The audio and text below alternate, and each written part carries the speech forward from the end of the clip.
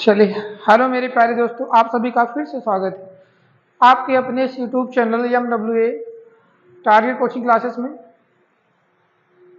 चलिए, पुलिस का जो एग्जाम है संभवतः अब देखिए सितंबर महीने तक होने की उम्मीद है, क्योंकि सरकार ने भाई अपनी तैयारी तो पूरी कर ली है, लेकिन उस हिसाब से जैसे अभी आपका सावन भी आने वाला है और कुछ जिले जो है बाढ़ से प्रभावित हैं, उसी के मद्देनज़र संभवतः ये जो आपका एग्ज़ाम है वो सितंबर महीने में होने वाला है ना। सितंबर महीने तक होने की उम्मीद है, तो आप अपनी तैयारी जारी रखिए। पेपर तो होना ही होना है, तो आप अपनी ईमानदारी से पूरे मन से तैयारी करते रहिए। जो भी आपके पास समय है, महीने, 1.5 महीने, 2 महीने, आप लगे रहिए और आप ही के साथ हम भी मेहनत कर रहे हैं ताकि आपका पेपर जो है बेहतर करा सकें। तो चलिए, आज की क्लास में हम देखते हैं, आज की क्लास शुरू करते हैं। आज की क्लास का हमारा पहला प्रश्न है, देखो दिया है, निम्नलिखित में से कौन एक अपरिमेय संख्या बच्चा है ना। तो निम्नलिखित में से कौन एक अपरिमेय संख्या है। अब समझिए, अपरिमेय और परिमेय संख्या किसे होती कहते हैं। देखो, परिमेय संख्या किसे कहते हैं। परिमेय संख्या उसे बोलते हैं जिसे P अपान क्यू का मतलब आप इसको समझिए। P अपान क्यू का मतलब जिसे अंश तथा हर में लिखा जा सके, अंश तथा हर में लिखा जा सके, और कहता है Q का मान 0 नहीं होना चाहिए। इसका मतलब हर का मान जो है वो 0 नहीं होना चाहिए। बस समझ नहीं है। ये बताइए, परिमेय संख्या किसे कहते हैं जिसे P अपान क्यू यानी अंश तथा हर में लिखा जा सके तथा Q का मान 0 ना हो, अर्थात हर का मान 0 नहीं हो। अच्छा ये बताओ भैया, अगर हर का मान 0 नहीं होगा, अंश का मान तो 0 हम कर दें। अंश का मान 0/1 तो हो सकता है, इसलिए 0 कैसी संख्या होती, 0 हमेशा परिमेय संख्या होती। 0 कैसी संख्या भैया, 0 परिमेय संख्या होती, ठीक है ना। तो परिमेय संख्या और परिमेय संख्या में जो भी कड़ी में संख्याएं होती है जिनका वर्गमूल निकाला जा सकता है, वो सभी संख्याएं क्या होती हैं, परिमेय संख्या होती है। अगर कड़ी में है, उनका पूर्णांक यानी पूर्ण अंकों में वर्गमूल नहीं निकाला जा सकता, तो वो संख्याएं अपरिमेय संख्या कहलाती हैं। अब इसमें हम लोग चलते हैं, इसमें देखते हैं क्या दिया है क्या नहीं दिया है। देखो भैया, इसमें आपको दिया है कौन एक अपरिमेय है, तो आप ये छांट लीजिए कौन सी परिमेय है।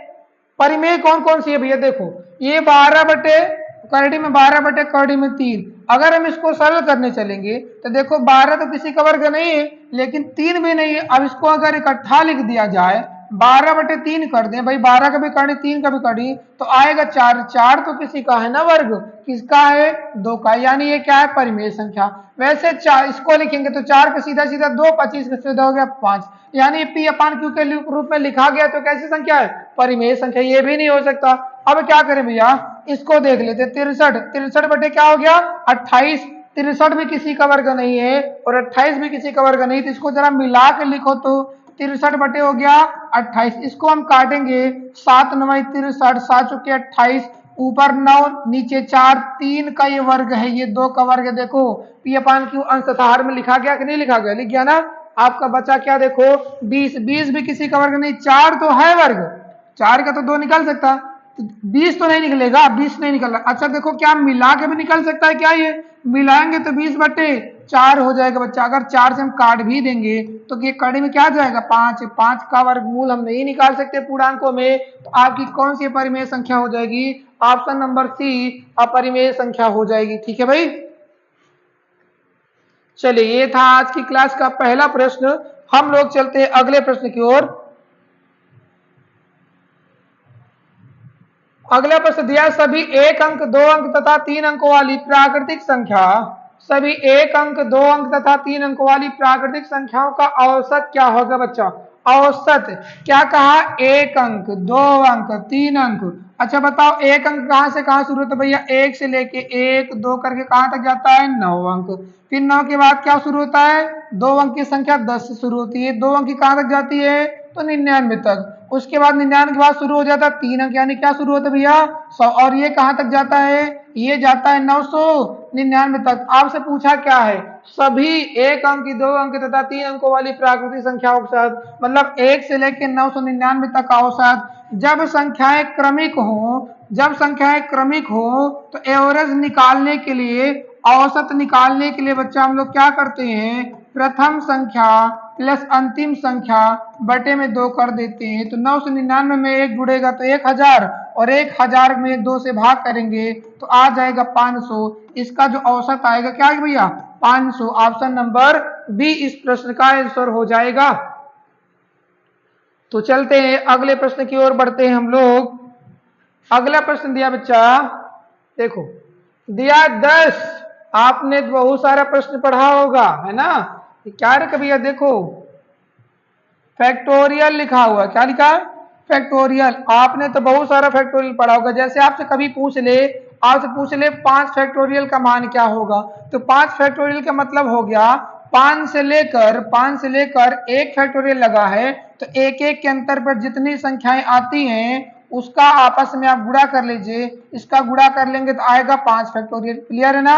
अगर आपसे 8 फैक्टोरियल का मान पूछे इसका मतलब हो गया 8 गुणे 7 गुणे 6 गुणे 5 गुणे 4 गुणे 3 गुणे 2 गुणे 1 तक का मान निकालना। क्लियर भैया, ये हो गया फैक्टोरियल का मतलब। अब इसमें तो देखो 1 फैक्टोरियल था, इसमें 1 फैक्टोरियल तो हमने लिख लिया, लेकिन इसमें कितना फैक्टोरियल है। अच्छा देखो इसमें 2 फैक्टोरियल है, यानी 10 में 1 फैक्टोरियल का भी फैक्टोरियल लिखा गया है। ठीक है ना। जब कभी फैक्टोरियल 2 हो जाए तो जैसे इसमें 1 फैक्टोरियल था तो हमने एक एक के अंतर पे उसको लाए हैं। अब 2 फैक्टोरियल हो गया तो इसको अब 2 के अंतर पे लाएंगे, यानी 10 में 2 घटा तो 8 में 2 घटा तो 6 में 2 घटा तो 4 में 2 घटा तो 2। अब 2 घटाएंगे तो 0 ले नहीं सकते, हमको सिर्फ 1 तक लेना है, धनात्मक पूर्णांक तक ले जाना है। हम इसको जब गुणा करने चलेंगे, इसको सॉल्व करने चलेंगे तो गुणा कर भैया 4 दूनी 8, 8 संग 48, 48 का 8 में गुणा किए तो 8 अठाई 64, 8 चुके 32, 32 से 38 हो गया, एक जीरो लगा के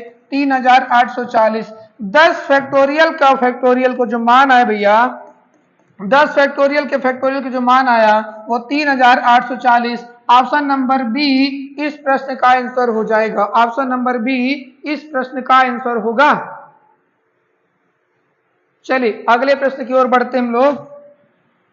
हाँ बस इसमें यही ध्यान देना, अगर 1 फैक्टोरियल तो 1 का अंतर, 2 फैक्टोरियल तो 2 का अंतर, और 3 फैक्टोरियल तो जैसे 1 का वैसे 2 वैसे 3 का, 3 का अंतर। बस आगे बढ़ते हम लोग, बहुत ध्यान नहीं लगाना, बहुत दिमाग नहीं लगाना भैया। चलो अगला प्रश्न दिया है 15,370 फैक्टोरियल में अनुगामी शून्यों की संख्या ये हो जाएगा ज्ञात कीजिए। क्या होना चाहिए भैया ज्ञात कीजिए। अब क्या करना है हमको, देखो जब कभी ऐसे सवाल दे फैक्टोरियल में और अनुगामी मतलब अंत में दाएं तरफ शून्यों की संख्या पूछे तो आपको एक काम कर लेना है। 15,370 आपको सिर्फ जो संख्या दे उसमें से 5 से भाग करिए बस। 15,370 5 से क्यों भाग करते हैं मैंने बताया बच्चा, जब हम लिखते जाते हैं फैक्टोरियल से मान निकालते आते हैं तो मेरे पास सम संख्याएं बहुत सारी रहती हैं, हमको ढूंढना रहता 5, क्योंकि जीरो तभी बनता है जब 5 का किसी भी सम संख्या में गुणा कर देंगे तभी आपका जीरो बनता है, यही ना। तो आपको क्या सम संख्या तो आपके पास बहुत सारी मिलेगी, 2 में 4 में 8 में, लेकिन 5 कहाँ मिलेगा सिर्फ 5 में 10 में। तो आपको ढूंढना क्या है 5, जितना 5 आपको मिल जाए उतना समझ लीजिए आपका जीरो कंप्लीट। अब इसमें देखो भैया क्या कह रहा है, 15,370 में अनुगामी शून्यों की संख्या बताना है। तो 15,370 में आपको करना क्या, सिर्फ 5 से भाग करते जाना है बस। तो 5 से भाग करेंगे इसमें, तो जो भाग करेंगे हम बगल में लिखते हैं, 5 तिहाई 15, 3 में नहीं जाएगा, जीरो बढ़ा लेते हैं तो 5 सते 35, 2 बचा 20 हो गया, 5 चुके 20।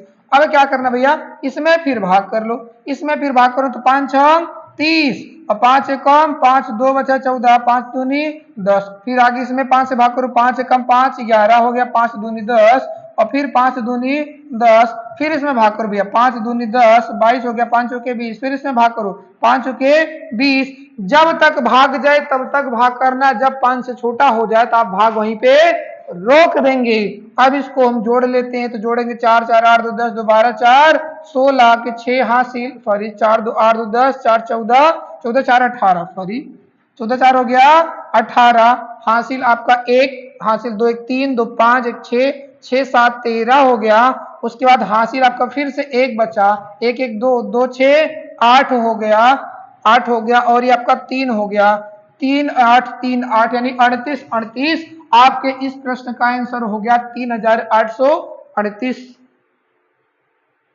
ठीक है ना। आपको सिर्फ इसमें 5 से भाग करते जाना है, जो भी आएगा उसमें फिर भाग करना, जो भी आएगा फिर उसमें 5 से भाग करना, जो भागफल आएगा फिर 5 से भाग करना, तब तक भाग करके जोड़ेंगे जब तक 5 से छोटा ना हो जाए, और जब 5 से छोटा हो जाए तो उन सबको जोड़ लीजिएगा, आपका आंसर हो जाएगा। ठीक है ना, शून्य की संख्या। अगला प्रश्न, अगले प्रश्न की ओर भैया बढ़ते हैं हम लोग। देखिए, देखो इसमें क्या दे रखा भैया, इसमें थोड़ी सी गलती है, वही गलती हमको सुधारनी है। प्रश्न में थोड़ा सा गलती है भैया, यहाँ जो 3 है ये गुणे में नहीं होगा बच्चा, ये 3 गुणे में नहीं होगा, 3 आपका यहाँ होगा। ठीक है ना, 3 आपका यहाँ होगा, यानी घनमूल पूछा है, समझिएगा। दिया क्या है, 0.0000729 का मान बताना, लेकिन इसका भी वर्गमूल चाहिए। तो पहले एक काम करिए, अगर इसका घनमूल का मान निकालेंगे तो देखो वर्गमूल में क्या होता है भैया, जब इसको मान निकालने चलेंगे तो मान निकालने चलेंगे तो एक चीज समझो, पहले ये हो गया 3 यहाँ पे, अब इसको जब दशमलव हटाएंगे तो दशमलव हटाएंगे, देखो 729 ऊपर रह गया, और दशमलव हटाएंगे तो 6 पे दशमलव है तो नीचे 1 लिख के 6 जीरो लिखेंगे ना, लिखेंगे, हाँ लिखेंगे बाबू। चलो आगे, फिर क्या करना, अब ये पूछा घनमूल, घनमूल का मतलब ये किसी न किसी का घन होगा। अब जरा ध्यान रहे किसका घन है, तो ये जो भैया घन है, ये घन है किसका, ये घन है 9 का, और ये किसका घन है, घन चाहिए ना, घन चाहिए, तो भैया क्या करेंगे, देखो 2 2 2, यानी घन के लिए आपको जीरो का जोड़ा बनाएंगे तो 3 से भाग करेंगे, नहीं 2 2 में बन जाएगा, तो आपका हो गया ये कितना जीरो भैया, 2 जीरो, यानी बटे में क्या हो गया, ये 100, यानी ये 9 का घन है, ये किसका घन है, 100 का घन है। क्लियर है ना, क्योंकि 100 का 100 में गुणा करें, 2 2 4 2 6 जीरो कंप्लीट हो जाएगा। अब क्या कह रहा है, अब इसका भी हमको चाहिए क्या, वर्गमूल, हमने निकाल लिया घनमूल, 729 का घनमूल 9 होता है, और यहाँ का घनमूल निकालेंगे तो हम क्या किए, 3 से भाग कर दिए, 3 से भाग कर देंगे तो जितना जीरो था, 6 जीरो था तो 3 दूनी 6, हम कह रहे थे कितना जीरो लेंगे, 2 जीरो ले लिए। अब चाहिए वर्गमूल, वर्गमूल के लिए 9 का वर्गमूल 3 और 100 का वर्गमूल 10, 3 में 10 से भाग करेंगे तो 3 आपका आंसर हो गया। ठीक है ना, आगे बढ़ते अगले प्रश्न की ओर, ऑप्शन नंबर बी इस प्रश्न का आंसर। अगले भैया,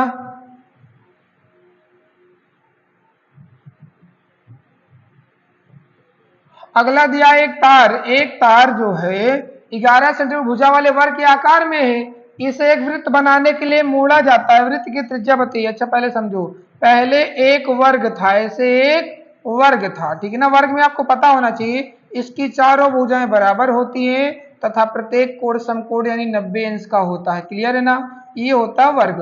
वर्ग के तार की एक भुजा यदि 11 है, अच्छा एक भुजा बताओ 11 है, तो चारों भुजाएं कितनी है, तो चारों भुजाएं को बोलते हैं हम लोग परिमाप, चारों भुजा क्या बोलते हैं, परिमाप। एक भुजा 11 है तो चारों भुजा कितनी भैया, 44 सेंटीमीटर होगी ना।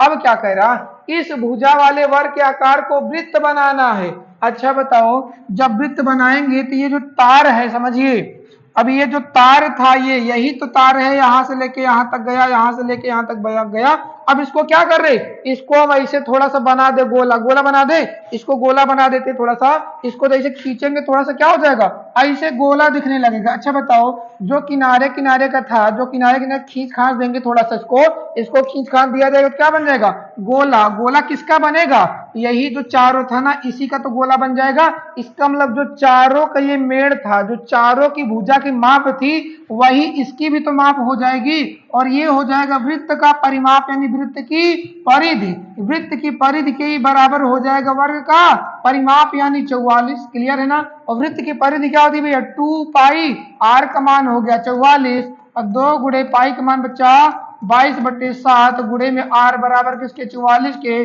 22 2 में गुणा करेंगे 44, 44 खत्म, आर की वैल्यू 7, तो त्रिज्या कितनी आ गई भैया, 7 सेंटीमीटर। त्रिज्या कितनी आ गई, 7 सेंटीमीटर। समझ में आ गई नहीं आप, हमने क्या किया, जो यहाँ पे वर्ग था, इस वर्ग को जब खींचेंगे थोड़ा सा, बच्चे देखो करते नहीं, अगर वर्ग को खींच देंगे थोड़ा सा गोला गोला बना देंगे तो बराबर क्या होगा, जो किनारे किनारे का माप था वही तो गोला बन गया, यानी जो वर्ग का परिमाप था वो वृत्त का परिमाप हो जाएगा। तो वृत्त का परिमाप वर्ग का परिमाप बराबर हो गया, और वर्ग का परिमाप 44 आया, तो जो वृत्त की परिधि के बराबर यानी परिधि होता है 2 पाई आर, तो 2 गुणे पाई का मान रख के हम सरल करेंगे तो आगे आपका आंसर 7 सेंटीमीटर इस वृत्त की त्रिज्या हो जाएगी। अगला प्रश्न चले, चलो अगले प्रश्न की ओर बढ़ते हैं। दिया है 1 किलोमीटर की दौड़ में ए बी को 100 मीटर से हराता है तथा बी सी को 150 मीटर से, इस दौड़ में ए सी को कितने मीटर से हराएगा।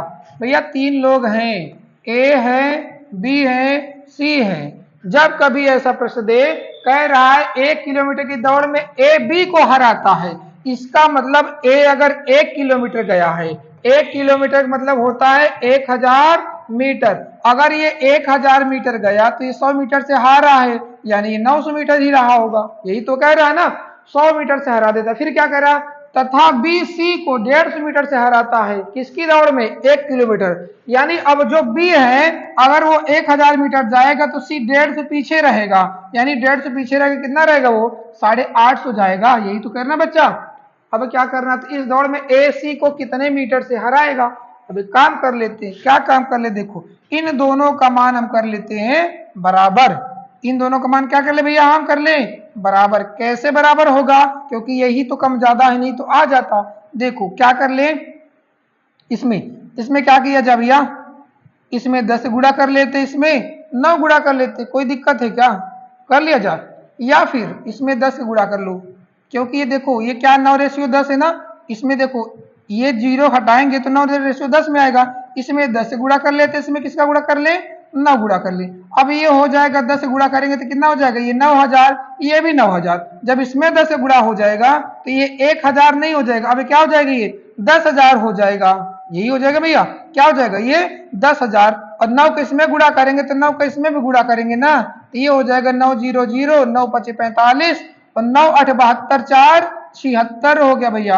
अब कह रहा कि ए सी को कितने से हराएगा, कितने मीटर की दौड़ है, 1 किलोमीटर की दौड़ है। 1 किलोमीटर यानी 1000 मीटर में जब ये 1000 जाएगा तो ये 765 जाएगा। कितना पीछे होगा हम घटा देंगे, कितना पीछे होगा हम घटा देंगे, तो 1000 में 765 जब माइनस करेंगे तो आएगा 235 मीटर। कितने से हारेगा, 235 मीटर से हारेगा ये। ठीक है ना, हमको क्या करना है, बी और सी को बराबर करना है। ठीक है ना, बी और सी को हम बराबर कर लेंगे। या फिर अगर आपको ये समझ में आए तो ठीक है, नहीं तो इसके लिए एक दूसरा भी विकल्प है। आप इसमें क्या काम कर सकते हैं, देखो और इसमें क्या किया जा सकता, आप क्या कर सकते हो, जैसे यहाँ पर रेशियो में ला लेते, इसको क्या लाएंगे, रेशियो में, यहाँ पे 900 इसको यहाँ ला लेते हैं, ये यहाँ पे आ जाएगा 1000। अब क्या करते हैं, इसका गुणा करेंगे तो ये 1000 गुणे में 1000 आएगा। ठीक है ना, इसका गुणा करेंगे भैया, इसका गुणा करेंगे तो क्या आएगा, देखो इसका गुणा किया जाए तो आएगा 900 गुणे में 1000 आएगा। इसका गुणा किया जाएगा तो 900, अब ये तो 9 हट जाएगा ना, अब ये तो 9 हट जाएगा भैया। अब इसका गुणा करेंगे तो आएगा 900 गुणे में 850। अब पूछा क्या ए और सी की, तुमको सिर्फ इन्हीं को लेना है, बस इन्हीं को लेना है, इनको छोड़ दीजिए भाई साहब को। और कह रहा है ए सिर्फ कितने आ जाएगा, तो यहाँ पे सिर्फ 1000 चाहिए, बाकी यहाँ पे खत्म कर दूं, जो भी एक्स्ट्रा खत्म करो, यानी 3 जीरो इसके पास एक्स्ट्रा है, 3 जीरो यहाँ भी तो है इसके पास मौजूद है, तो 3 जीरो काट देते हैं, आया 1000। इसका गुणा करेंगे तो अभी आता कितना 765 आएगा। अब देखो कितने से हराएगा, फिर अभी आएगा वही 235 से हराएगा। ये भी तरीका आपके पास है। ठीक है ना, किसी भी हाल में इसको बराबर कर लीजिए बस, या तो इसको यहां करिए या तो इसको यहां करिए। ठीक है ना, अगला प्रश्न चलते भैया।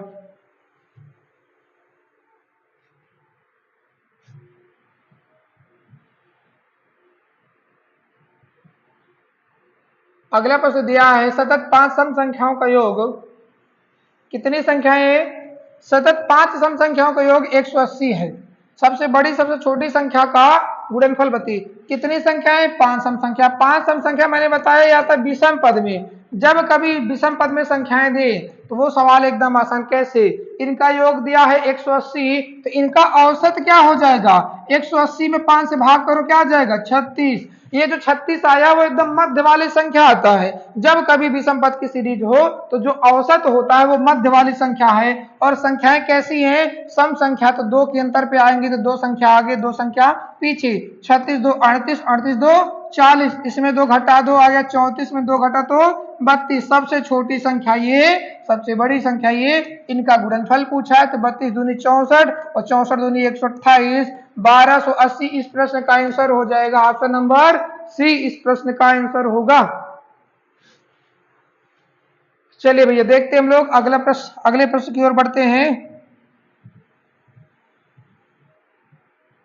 दिया है 378, यदि 378 सिक्कों में ₹1.50 तथा 25 पैसे के सिक्के हों जिनके मूल्यों का अनुपात दिया 13, 11, 7, तो 50 पैसे के सिक्कों की संख्या बताइए। अच्छा, सिक्के कैसे कैसे भैया, कैसे कैसे सिक्के हैं?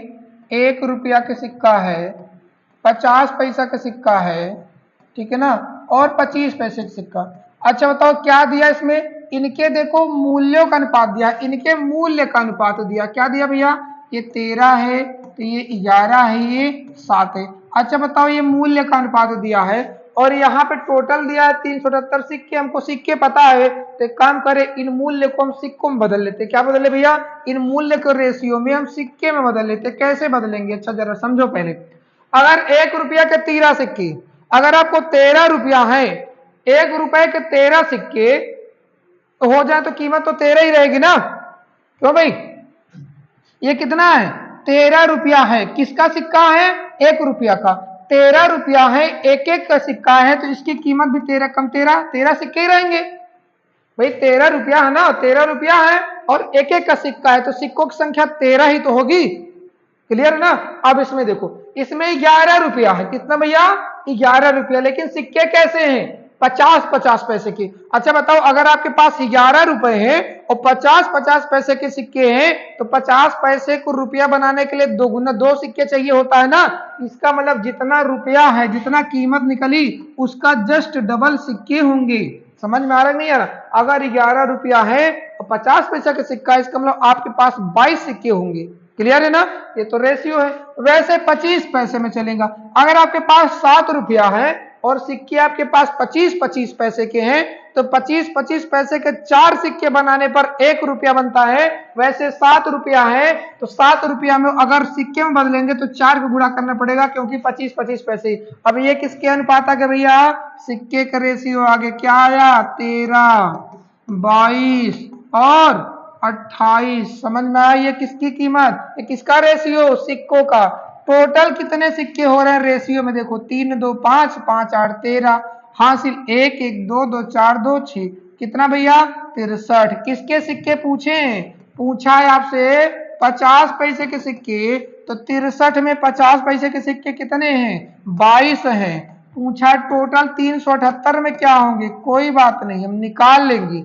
6 36, एक बचा, 3 छंग 18, 6 बार में खत्म, 6 का 22 में गुणा करेंगे। 132 सिक्के हैं 50 पैसे के। ऑप्शन नंबर सी इस प्रश्न का आंसर होगा। समझ में आया ना? ये तो मूल्य का अनुपात था, हमने सिक्कों का निकाल लिया। ₹13 है, एक एक सिक्के, एक एक सिक्के तो 13 सिक्के, सीधी सी बात। ₹11 वो भी 50-50 पैसे के, तो जस्ट डबल सिक्के हो जाएंगे ना। वैसे ₹7 अगर है 25 पैसे सिक्के, तो 4 गुना हो जाए, क्योंकि 4 सिक्का मिला के ₹1 बना होगा, तो ₹7 बनाने के लिए 28 सिक्का चाहिए होगा। ये क्या था? रेशियो। टोटल ने रेशियो में निकाल लिया। आ गया आपका 132 सिक्के। अगला प्रश्न हम लोग बढ़ते भैया अगले प्रश्न की तरफ। दिया है एक रेलगाड़ी प्लेटफार्म पर खड़े व्यक्ति को 8 सेकंड में पार करती है, तो 264 मीटर लंबे एक प्लेटफार्म को 20 सेकंड में पार कर जाती है, तो रेलगाड़ी की लंबाई। एक चीज आप दिमाग में रखिए, प्लेटफार्म पर खड़ा व्यक्ति है तो 8 सेकंड में पार की, और पूरे प्लेटफार्म को 264 सेकंड में 264 मीटर लंबे प्लेटफार्म को 20 सेकंड में पार की। भैया प्लेटफार्म को पार करने में ज्यादा टाइम लग रहा है ना।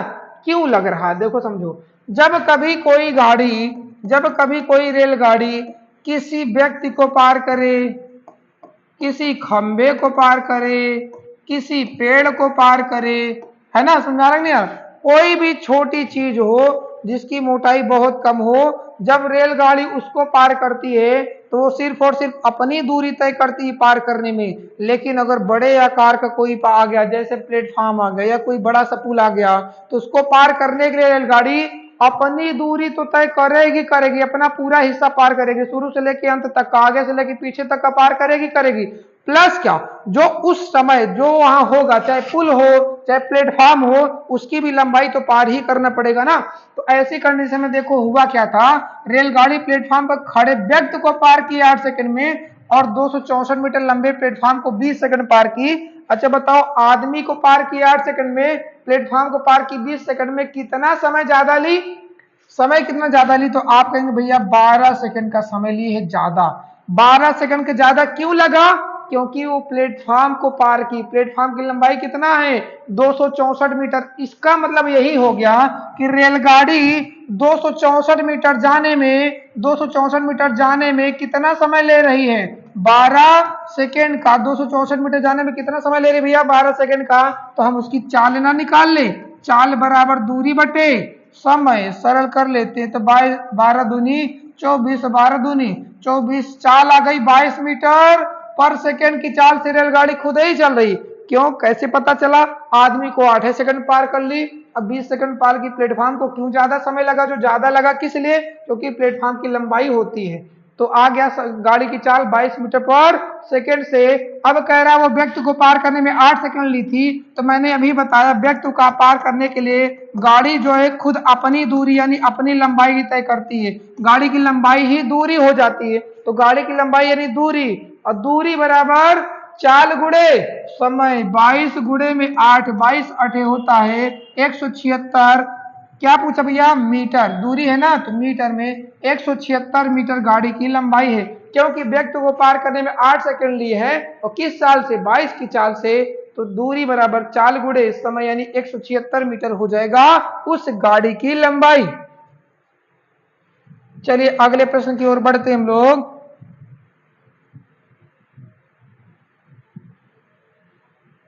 दिया है गोले ए का आयतन गोले बी से 700% अधिक है, तदनुसार गोले बी का पृष्ठ क्षेत्रफल गोले ए के पृष्ठ क्षेत्रफल से कितने परसेंट कम होगा। पहले तो एक चीज समझिए, गोला, गोले का जो आयतन होता है, समझिए किसी भी गोल आकृति में सिर्फ एक चीज होती है, और वो क्या होती है भैया, त्रिज्या होती है। उसी त्रिज्या का खेल होता है, चाहे आयतन पूछे चाहे पृष्ठ पूछे चाहे जो। तो इसका जो आयतन होता है, समझिए पहले गोले का जो आयतन होता है, गोले का आयतन का जो फार्मूला होता है वो होता है 4/3 पाई आर क्यूब। बच्चा क्या होता है, 4/3 पाई आर क्यूब होता। अब क्या करा, सभी में देखो 4/3 रहता है, पाई तो सभी में रहेगा क्योंकि पाई का मान निश्चित होता है 5/7। फर्क किससे भैया, इसी त्रिज्या से फर्क पड़ेगा। त्रिज्या कम ज्यादा होगी तो वही असर बताएगा। कह क्या रहा है, ए गोला है और किसका कौन गोला भैया, बी गोला है। ए का गोले ए का आयतन गोले बी से 700% अधिक है। ए वाला अधिक यानी अगर इसका 100 आयतन रहा होगा तो इसका 700% अधिक रहा होगा, तो कितना रहा होगा, 800 रहा होगा। अभी मैंने बताया ये जो आयतन है किस पे डिपेंड किया होगा, उनकी त्रिज्या पे डिपेंड किया होगा। यानी ये R1 का क्यूब रहा होगा, ये R2 का क्यूब रहा होगा। समझ में आ रहा कि नहीं आ रहा, यानी ये पहले गोले का त्रिज्या रही होगी क्यूब, ये R2 दूसरे गोले की त्रिज्या रही होगी। क्या ये किसी का क्यूब दिख रहे हैं, क्या किसी का क्यूब दिख रहे हैं, दिख नहीं रहे। हम दिखाएंगे, कैसे दिखाएंगे, इस 800 को हम एक जीरो बढ़ा ले 8000 हो जाए, और इस 100 को एक जीरो बढ़ा ले 1000 हो जाए। अब देखो सीधा सीधा दिख गया ना, 8000 और ये 1000, तो ये तो किसका क्यूब हो गया ना। अब किसका क्यूब है भैया, ये 10 का। ये किसका क्यूब है, ये 20 का। इसका मतलब इनकी त्रिज्या आ गई 20 और 10। R1 का मान कितना आ गया भैया, पहले की त्रिज्या 20 और दूसरे की त्रिज्या क्या हो गया भैया 10। अब आपसे पूछ क्या रखा है, पूछा क्या, पूछा इसके पृष्ठ क्षेत्रफल में कितने परसेंट कम है। तो पूछा क्या, बी का पृष्ठ क्षेत्रफल ए से कितना कम है। तो देखो पृष्ठीय क्षेत्रफल जो होता है गोले का वो क्या होता है, क्षेत्रफल, पृष्ठीय क्षेत्रफल हमेशा फार्मूला जो होगा वो होता है 4πr²। यानी इसमें भी 4 रहेगा, हमेशा पाई रहेगा। फर्क क्या, त्रिज्या से, यानी आपको स्क्वायर करना है। अच्छा बताओ भैया, जब इसका स्क्वायर कर देंगे तो इसका स्क्वायर कर देंगे, इसका स्क्वायर करने कितना हो गया, ये 400 कितना हो गया 100। तो क्या कह रहा है, गोले बी का पृष्ठीय क्षेत्रफल गोले ए से कितना परसेंट कम है। अच्छा बताओ ये कितना कम है जी, कितना कम है, 300 कम है। कितना कम है, 300 कम है। इसी को प्रतिशत बदलना है, कितना कम है, कितना कमी है। तो कमी बटे यानी 400, यानी 400 में 300 कम है, गुणे के लिए क्या लगाएंगे 100। सरल किए तो 4 से काटे 25, बार में 25 का 3 में गुणा किए तो 75%। इस प्रश्न का आंसर हो गया 75%। आपका आंसर हो जाएगा ऑप्शन नंबर सी। गोले का आयतन याद रखिएगा फार्मूला, और पृष्ठीय क्षेत्रफल, आयतन में क्यूब होता है और क्षेत्रफल में बच्चा स्क्वायर होता है। क्लियर है ना, तो यहां हमने क्षेत्रफल निकाल लिया, ये क्षेत्रफल था, ठीक है ना। चलिए बढ़िया, हम लोग चलते हैं अगले प्रश्न की ओर।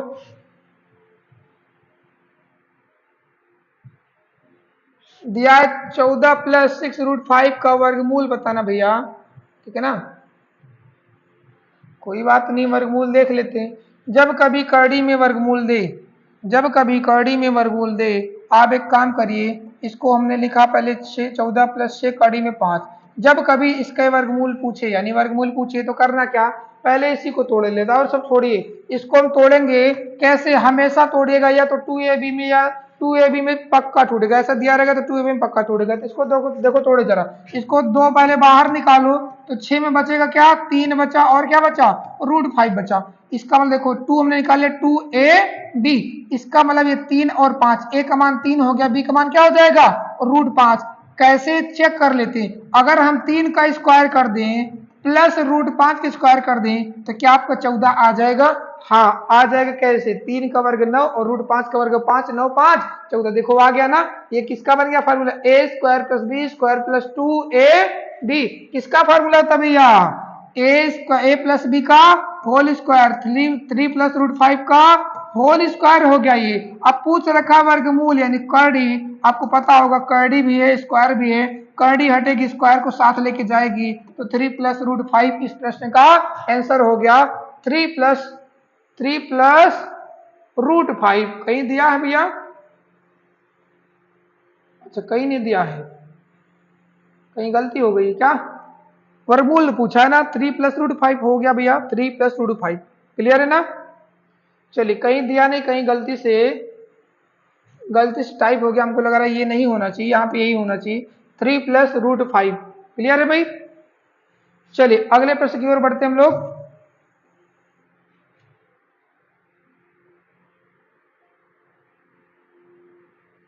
हाँ देखो भैया, फैक्टोरियल का भाग, आपने भाग तो बहुत पढ़ा होगा, ये किसका भाग है भैया, फैक्टोरियल का भाग है, तो कोई बात नहीं, फैक्टोरियल का भी भाग आज सीख लेंगे हम। फैक्टोरियल का भाग कैसे करेंगे, देखो भैया, इसमें ऊपर दिया है 8 फैक्टोरियल, नीचे दे रखा 5 फैक्टोरियल। अभी मैंने बताया था फैक्टोरियल का मतलब होता है कि 8 से लेके 1 तक के, सिंगल फैक्टोरियल है ना, तो 8 से लेके 1 तक की सभी संख्याओं गुणा करेंगे, और ये 5 से लेके सभी संख्या 1 तक का गुणा करेंगे। इसका मतलब हम इसको लिखते जाएंगे, लिखेंगे 8 × 7 × 6 × 5। अब इसके आगे 4 बढ़ाएंगे ना, एक काम करो छोड़ो ना, यही रहने दो, और नीचे क्या है 5 फैक्टोरियल, आपको पता होगा फैक्टोरियल फैक्टोरियल खत्म, 5 फैक्टोरियल से 5 फैक्टोरियल खत्म हो गया, बचा क्या 7, 6, 7 और 8 का गुणा कर लीजिए, तो 6 7 42, अब 42 का 8 में गुणा करिए, 8 दूनी 16 और 8 चौके 32, 1 33, 336, इस प्रश्न का आंसर हो जाएगा 336।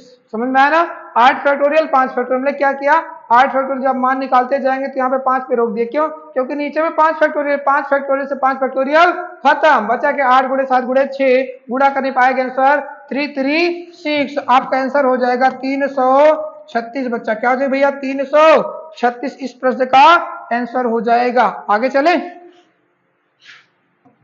चलिए अगले प्रश्न की ओर बढ़ते हैं।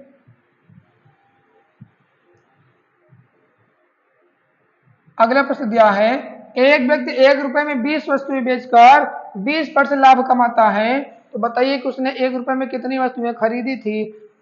जब कभी ऐसा प्रश्न दे, आप हमेशा एक काम करिएगा, एक वस्तु की कीमत निकाल लीजिएगा। कैसे निकालेंगे, 20 वस्तुएं बेचा है 1 रुपए में, 20 वस्तु बेचा है कितने रुपए भैया, 1 रुपए में, तो एक वस्तु पर, एक वस्तु कितने में बेचा होगा, 1/20 रुपए में, ये क्या आ गया विक्रय मूल्य। जैसे आपको ये समझिए, जैसे मान लीजिए कोई दुकानदार है, जैसे कोई दुकानदार एक बोरी, मान लीजिए फल का विक्रेता है, कोई दुकानदार यदि 1 बोरी आम बेचे और उसको 30% मान लीजिए लाभ हुआ, कोई दुकानदार फल विक्रेता अगर मान लीजिए 1 बोरी उसने आम बेच रखा, 1 बोरी आम उसने बेचा, उसको मान लीजिए पूरे आम पे 30% का लाभ हुआ, तो अगर आपसे कोई ये कह दे पूरे आम पर उसने बेच दिया 30% लाभ हुआ, तो एक आम पर कितना लाभ होगा, तो एक आम पर भी 30% लाभ हुआ होगा। समझ में आ रहा ना, जो पूरा बेचने पे, क्योंकि सभी को बेचा तभी 30% लाभ हुआ, तो जो पूरा बेचने पे लाभ होगा वही उसी पर भी तो एक ही यहाँ पे 30% लाभ हुआ, क्लियर है ना। तो वैसे सेम इसमें जो एक वस्तु पे लाभ या हानि होगी, एक वस्तु की कीमत पर वही कीमत, वही लाभ और हानि होगी, चाहे जितनी वस्तु खरीदे या बेचे। तो एक वस्तु का जो रेट आया क्या है भैया, विक्रय मूल्य, 1 रुपए में 20 वस्तु बेचा, ये जो बेचा है, क्या हुआ 20% लाभ हुआ है। तो 20% जो लाभ होता है वो लाभ हमेशा कास्ट प्राइस पर होता है। तो लाभ मिला है यानी 120% के बराबर हो गया ये आपका विक्रय मूल्य। क्लियर है ना? क्रय मूल्य पर 20% लाभ यानी क्रय मूल्य पर 20% लाभ हुआ तो किसके बराबर जाएगा? विक्रय मूल्य के बराबर। सीधी सी बात। हम इसको क्या किए सरल कर लेते हैं। तो कास्ट प्राइस 1/120 पूरे में जाएगा 100 बटे में आएगा 120। सॉरी यहाँ पे सिर्फ 20 रहेगा, ठीक है ना? यहाँ पे सिर्फ 20 है ना, क्योंकि हाँ ये सिर्फ क्या भैया, ये सिर्फ 20 है ना, सॉरी 12 है, कोई दिक्कत नहीं। सॉरी सॉरी सॉरी सॉरी, ये क्या भैया सिर्फ 1/20 है ना, तो यहाँ पे क्या हो जाएगा 1/20 हो जाएगा, ठीक है ना? थोड़ा गलती होगी भाई। देखो क्या दिया है 20 वस्तु की कीमत 1 रुपया, तो 1 वस्तु की कीमत 1/20 रुपए। और कह रहा है कि जब ये ऐसे बेचा तो उसको 20% लाभ हुआ। तो लाभ हमेशा किस पर होता है? क्रय मूल्य पर, लाइन कास्ट प्राइस पर। कास्ट प्राइस पर 20% लाभ है यानी 120% के बराबर हो जाएगा ये भी क्रय मूल्य। हम इसको सरल करेंगे तो 1/20 गुणे में जाएगा 100 बटे में आएगा 120। देखो ऊपर 2 जीरो था, हमने 2 जीरो खत्म कर दिया, ऊपर बचा भैया 1, नीचे आ गया 24। अभी मैंने बताया क्या लिखे भैया, 1 रुपए में कितनी वस्तु खरीदी थी? हमेशा ऊपर जो रहता है वो रुपया रहता है, नीचे जो रहती है वस्तु रहती है। तो ऊपर जो रहेगा वो क्या रहेगा? रुपया रहेगा, और नीचे क्या रहेगी? वस्तु। इसका मतलब 1 रुपए में कितनी वस्तु? 1 रुपए में 24 वस्तु उसने खरीदी थी। कास्ट प्राइस आ गया ना सीपी, 1 रुपए में 24 वस्तु उसने खरीद रखा था भैया। चले अगला प्रश्न, इसमें भी हमेशा एक वस्तु की कीमत निकाल के आप लगा सकते हैं। अगला प्रश्न पढ़ते भैया। आज की क्लास का अंतिम प्रश्न देखो दिया है, यदि 20 प्रेक्षणों x1 x2 x3 dot dot dot dot x20 का औसत y है तो x1 -101 x2 -101 x3 -101 dot dot dot x20 -101।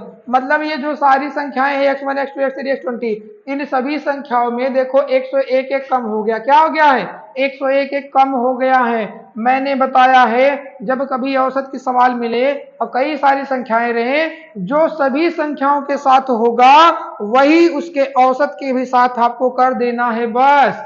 अगर सभी संख्या में 101 घट गया है तो जो औसत था 20 संख्याओं का y, उसमें भी आप 101 घटा देंगे तो आपका जो नया औसत आ गया, नया औसत जो आ गया वो y-101 हो जाएगा। इस प्रश्न का आंसर ऑप्शन नंबर बी, इस प्रश्न का आंसर हो जाएगा। ठीक है भाई, तो आज की क्लास हम लोग यहीं पे समाप्त करते हैं, फिर हम लोग कल मिलेंगे कुछ नए प्रश्नों के साथ। ठीक है ना? उम्मीद है कि आप लोगों की क्लास पसंद आई होगी। अगर ये क्लास पसंद आई तो अपने यार मित्रों के साथ शेयर करिए, लाइक करिए। चलिए आप सभी का बहुत बहुत धन्यवाद, थैंक यू। मिलते हैं कल की क्लास में।